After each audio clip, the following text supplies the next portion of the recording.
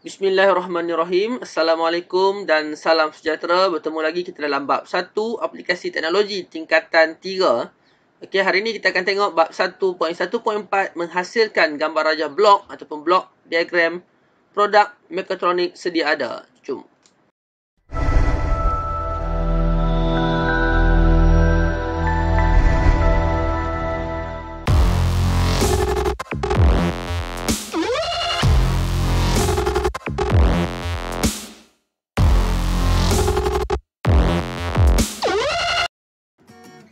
Okey, kita teruskan. Okey, kita akan lihat gambar rajah blok produk mekatronik hari ini ya. Dan ini adalah asasnya, iaitu seperti biasa yang kita pernah belajar sebelum ini dalam tingkatan 1 ataupun tingkatan 2. Okey, gambar rajah blok. Dan hari ini kita akan lihat untuk produk mekatronik. Untuk gambar rajah blok kita ada input, proses dan juga output. Contoh di sini. Okay, input bagi produk mekatronik adalah peranti masukan. Okay, proses adalah bahagian pengaturcaraan, iaitu pengawal. Dan output adalah peranti keluaran. Kita akan tengok apa yang dimasukkan dengan input, proses dan juga output ini ya. Okey, bagi produk mekatronik, bahagian input menerima dan menghantar isyarat daripada peranti masukan ke bahagian pengawal. Okey. Jadi bahagian input ni dia terima arahan, okey, hantar isyarat ke bahagian pengawal. Okey. Jadi isyarat tersebut akan diproses mengikut pengaturcaraan yang telah ditetapkan dan dihantar ke bahagian output. Bahagian output akan menjalankan tindakan setelah menerima isyarat daripada bahagian pengawal. Okey, itu proses dia. Kenapa penting kita belajar blok diagram ini ataupun gambar rajah blok ini? Kita akan lihat pada bab yang seterusnya ataupun subtopik yang seterusnya. Okey, jadi hari ini kita akan kenal dulu gambar rajah blok dan kita akan lihat contoh-contoh bagi produk mekatronik sedia ada. Dalam bab tingkatan 3 ini kita cuma lihat 3 contoh sahaja, iaitu sama seperti sebelum ini bab 1.1.2, 1.1.3, iaitu kereta kawalan jauh, pintu gelangsa automatik dan juga mesin basuh automatik. Okey. Jadi kita akan tengok Okey, untuk gambar rajah blok kereta kawalan jauh, bahagian input kita ada panel kawalan tanpa wire, bahagian proses kita ada mikro pengawal, output kita ada pemacu motor arus terus dan juga hasilnya adalah roda berputar. Jadi bagaimana yang kita nak nampakkan gambar rajah blok ini? Di bahagian input kita ada panel kawalan tanpa wire, iaitu dia menerima isyarat. Okey. Kita contohlah, kita gunakan telefon bimbit.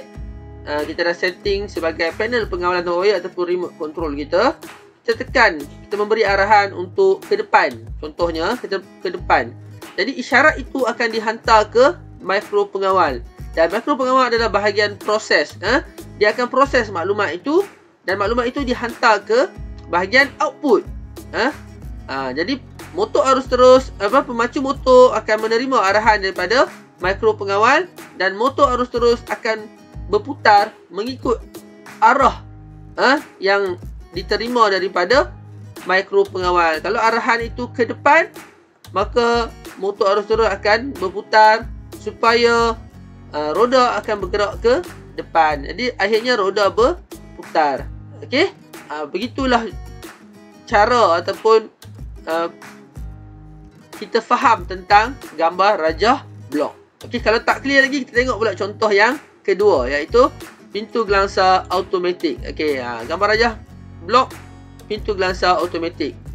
Okey, apa yang ada di bahagian input? Pergerakan objek atau benda hidup, manusia. Okey, kemudian ada penderia gerakan, motion sensor. Di bahagian proses kita ada mikro pengawal. Dan di bahagian output kita ada motor arus terus, takal dan tali sawat, pemacu motor. Dan hasilnya pergerakan membuka dan menutup pintu. Jadi kita tengok bahagian input ada pergerakan objek atau benda hidup, manusia ataupun apa-apa je lah. Ada pergerakan, maka motion sensor Motion sensor ni apa? Penderia gerakan mengesan pergerakan itu, maka dia hantar maklumat tadi tu kepada bahagian proses, iaitu mikro pengawal. Jadi mikro pengawal mengesan memproses maklumat tadi ada pergerakan, maka dia hantar pula kepada output. Arahan tadi ada pergerakan, maka pemacu motor akan menggerakkan motor arus terus dan bersama-sama takal dan tali sawat untuk membuka pintu. Bila tidak ada pergerakan mungkin dalam tempoh 10 ataupun 15 saat, maka pengawal akan proses pula supaya output menerima arahan untuk menutup pintu. Itulah gambar rajah blok menerangkan pintu gelangsa automatik. Kita tengok pula contoh yang ketiga, iaitu mesin basuh automatik. Bahagian input mode pilihan ada penderia. Bahagian proses masih lagi mikro pengawal, dan output kita ada motor, arus ulang-alik, takal dan tali sawat, dan juga pemacu motor. Hasilnya drum berpusing. Jadi mode pilihan di sini kita pilihlah, kita nak spin ke, kita nak wash ke, ataupun kita nak auto, semua sekali. Dan bahagian input juga ada penderia. Penderia ni contohnya penderia ikutlah, tak semua sama mesin basuh automatik ni sama fungsi dia, tapi biasanya penderia ni untuk dia sensor, ada water sensor, ada weight sensor. Dia kesan berat ataupun sukatan air, dan dia hantar maklumat kepada mikro pengawal. Mikro pengawal pun menghantar maklumat kepada output. Jadi motor arus ulang-alik akan berpusing dengan bantuan pemacu motor, takal dan tali sawat. Akhirnya drum pun berpusing. Itulah gambaran, idea bagaimana rupa gambar rajah blok menerangkan proses tu, input, proses dan juga output.